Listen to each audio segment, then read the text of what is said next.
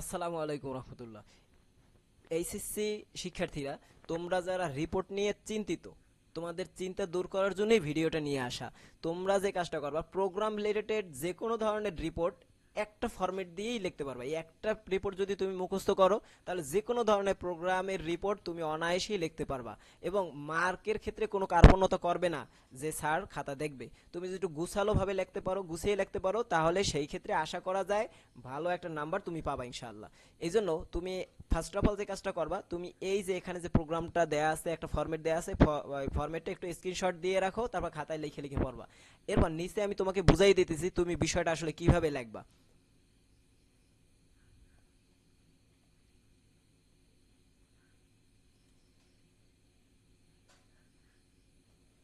প্রথমত তোমারে আমি একটা কথা বলে নিই, সেটা হচ্ছে তুমি অবশ্যই অবশ্যই কি করবা, এখানে সুন্দর করে কি করবা, একটা টাইটেল দিয়ে নেবা, ওই প্রোগ্রামের টাইটেল দিবা। এরপর ওই তুমি যে কাজটা করবা, শুরু করবে এমন ভাবে, বাই আ স্টাফ করেসপন্ডেন্ট, অথবা এই করেসপন্ডেন্টের জায়গায় তুমি কি করতে পারো, রিপোর্টারও ব্যবহার করতে পারো, বাই আ স্টাফ রিপোর্টার। এরপর বরিশাল হইলে বরিশাল, ঢাকা হইলে ঢাকা, অথবা অন্য কোনো স্থান হইলে স্থান। এরপর তুমি এখানে তারিখ দেবা। এরপরে যে কাজটা করবা সেটা কি করবা, এখন এইটা লেখার পরে শুরুটা করবা প্রাইজ গিভিং সেরিমনি। এখানে দেখো এই একটা প্রোগ্রামের নাম প্রাইজ গিভিং সেরিমনি। এবার হচ্ছে কি স্পোর্টস ডে।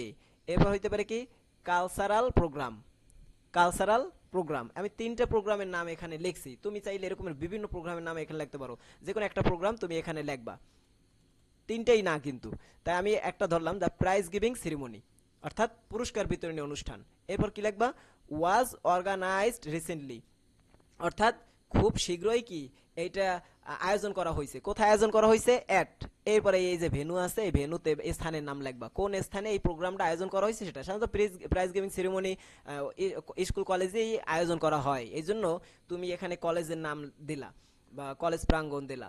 ফর স্টুডেন্ট, এটা কি স্টুডেন্টের জন্য আয়োজন করছে, তাহলে লাগবে ফর স্টুডেন্ট। আর যদি মনে করো না এটা প্যারেন্টসদের জন্য করা হয়েছে, তাহলে লাগবে প্যারেন্টস। আর যদি মনে করো না এটা টিচারদের জন্য করা হয়েছে, তাহলে লাগবে কি টিচার্স, ফর টিচার্স। অথবা এটা যদি কোনো সাধারণ মানুষের জন্য করা হয়, তাহলে এনে কি লিখবা, যে জেনারেল পিপল, ওনাদের জন্য এই প্রোগ্রামটা কি করা হয়েছে, অর্গানাইজড করা হয়েছে, আয়োজন করা হয়েছে। আর যদি মনে হয় যে এই প্রোগ্রামটা আসলে স্টুডেন্ট যেমন ছিল, সরি, এই প্রোগ্রামটা শুধুমাত্র যে স্টুডেন্ট ছিল বিষয়টা এমন না। এই প্রোগ্রামটা স্টুডেন্ট হইতে পারে, প্যারেন্টস হইতে পারে, টিচার হইতে পারে, অথবা সাধারণ মানুষও হইতে পারে। তাহলে তুমি কি করো, সবার নামে এখানে উল্লেখ করবা। এরপরে পরের লাইনে কি করবা, দেখো পরের লাইনে তুমি লিখবা, ইট ওয়াজ, এটা ছিল, একটি, এটা ছিল একটি, কি ছিল, প্রোগ্রামের উদ্দেশ্য লিখবা। প্রোগ্রামের উদ্দেশ্য, গুরুত্ব এখানে তুমি যদি পারো সেটা এখানে লিখবা। যেমন কি ইট ওয়াজ আ ইন্সপায়ারিং, এটা ছিল উৎসাহমূলক, অথবা ইট ওয়াজ এন্টারটাইনিং, এটা ছিল বিনোদনমূলক, অথবা ইট ওয়াজ এডুকেশনাল, এটা ছিল কি শিক্ষামূলক। তুমি এই লাইনটা এখানে সাজাই লাগবা। আর যদি মনে হয় না এই প্রোগ্রামটা ইন্সপায়ারিং ছিল, এবার হচ্ছে এন্টারটাইনিং ছিল, এডুকেশন ছিল, তিনোটাই, অর্থাৎ শিক্ষামূলক ছিল, উৎসাহ দেওয়ার মূলক ছিল, অথবা শিক্ষামূলক, উৎসাহমূলক, অথবা বিনোদনমূলক, তাহলে তিনটা অপশনই তুমি লিখবা। আর যদি তোমার কাছে আরো গুরুত্বপূর্ণ মনে হয় যে এই কাজের জন্য গুরুত্বপূর্ণ, তুমি এখানে তুমি কি করবা, লিখবা।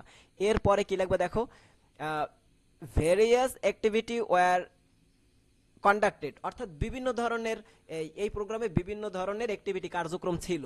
এর মধ্যে অন্তর্ভুক্ত ছিল, ইনক্লুডিং ছিল, কি কি ইনক্লুডিং ছিল, অ্যাওয়ার্ডস ডিস্ট্রিবিউশন, অর্থাৎ ওই যে পুরস্কার বিতরণী ছিল। এই প্রোগ্রামের অন্যতম একটা আকর্ষণ ছিল কি পুরস্কার বিতরণী। এরপর কি ছিল, স্পিচ, বক্তৃতা ছিল।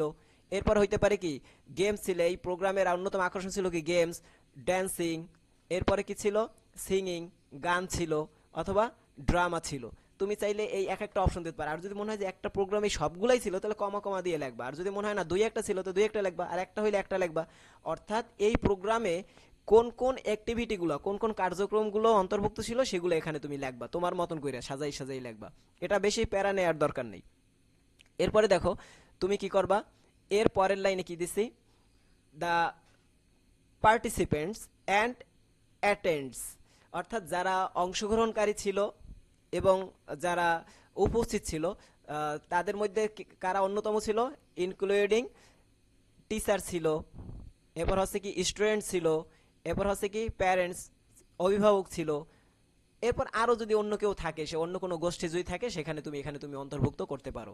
আমি মনে হয় তোমাকে বুঝাইতে পারছি এই প্রোগ্রাম মূলত কাদের জন্য, কাদের নিয়ে, কাদের ঘিরে করা হয়, তাদের নাম তুমি এখানে কমা কমা দিয়ে লিখতে পারো, অথবা একজন হলে একজনও লিখতে পারো, যাদের উদ্দেশ্যে এই প্রোগ্রামটা সাজানো হয় তাদের নাম এখানে লেখলা। এরপরে এই লাইনটাকে তুমি সুন্দরভাবে কাভার দিলা, দেওয়ার পরে পরের লাইনটা কি করবা দেখো, এখানে আর কোনো পরবর্তী, এখানে আর কোনো কি করার দরকার নাই, এটা আর কোনোভাবে পরিবর্তন দরকার নাই, ওটা থাকবে। এরপর the program created a positive impact, এই প্রোগ্রামটা কি করছে, একটা ইতিবাচক প্রভাব বিস্তার করছে, প্রভাব ফেলছে ইতিবাচক, কাদের উপরে, অন অন কাদের উপরে, স্টুডেন্টের উপর একটা ইতিবাচক প্রভাব বিস্তার করছে, প্রভাব ফেলছে, অথবা পার্টিসিপেন্ট যারা অংশগ্রহণকারী যারা ছিল তাদের উপরে ইতিবাচক একটা কি ভাইব তৈরি করছে, অথবা কমিউনিটি কোনো একটা সম্প্রদায়ের উপরে কি ইতিবাচক প্রভাব ফেলাইছে।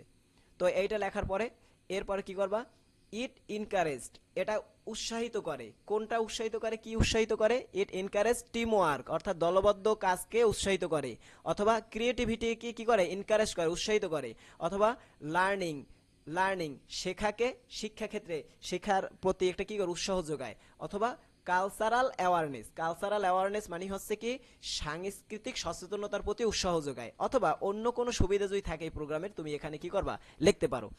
এরপরে পরে কি লিখছি দেখো,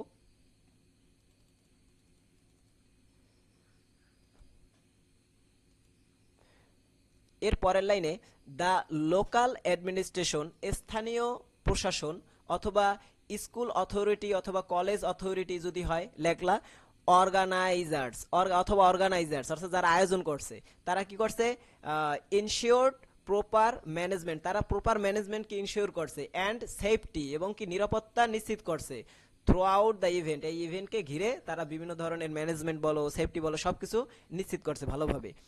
such programs are essential to promote, এটা কি করে, জাস্ট এটাকে কোনটাকে প্রমোট করে, প্রমোট করার ক্ষেত্রে বেশি কার্যকারী গুরুত্বপূর্ণ ভূমিকা রাখে, কোনটাকে প্রমোট করতে, এটা লার্নিংকে প্রমোট করে, শিক্ষাকে, অথবা ক্রিয়েটিভিটি অর্থাৎ নতুনত্বের প্রতি কি করে, এটা প্রমোট করে, অথবা ডিসিপ্লিন, ডিসিপ্লিনকে প্রমোট করে, অথবা টিম ওয়ার্ক দলবদ্ধ কাজকে কি করে, এটা প্রমোট করে, অথবা অ্যাওয়ারনেস সচেতনতামূলক যত দিক আছে এইটাকে কি করে, প্রমোট করতে এটা গুরুত্বপূর্ণ, এসেনশিয়াল গুরুত্বপূর্ণ ভূমিকা পালন করে, অথবা অন্য কোনো প্রাসঙ্গিক লক্ষ্য যদি উদ্দেশ্য থাকে, লক্ষ্য বা উদ্দেশ্য থাকে, সেটাকে তুমি কি করবা, এখানে লেখলা।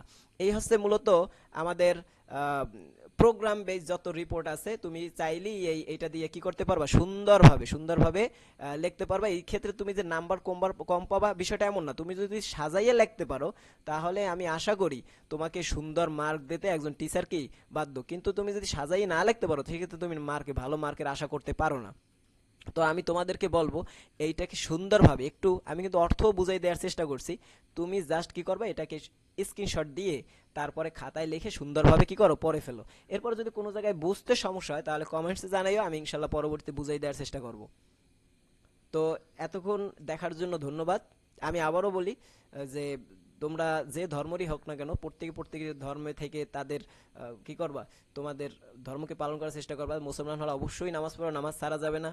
আর হচ্ছে আমার জন্য দোয়া করবা, এই চ্যানেলটাকে অবশ্যই সাবস্ক্রাইব করবা, এবং একটু শেয়ার করে রেখো, কমেন্টস করে রেখো, যাতে উৎসাহ পায় এবং আরো সুন্দর সুন্দর কি ভিডিও তোমাদের পরবর্তী যারা আসবে তারাও যাতে সুন্দর সুন্দর ভিডিও পাইতে পারে। আশা করি তোমাদের কাছে ভালো লাগছে। ধন্যবাদ।